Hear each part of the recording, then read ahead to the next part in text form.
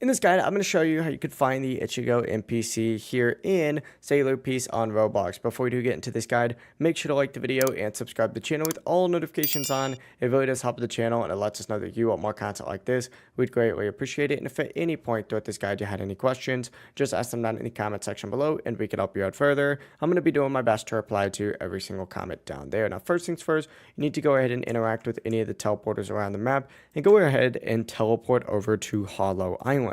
Once you're on the island, go ahead and go over to the right of the island from the teleporter, kind of like to the right of where the true manipulator boss actually spawns in. Sorry, not the true manipulator boss, but the manipulator boss.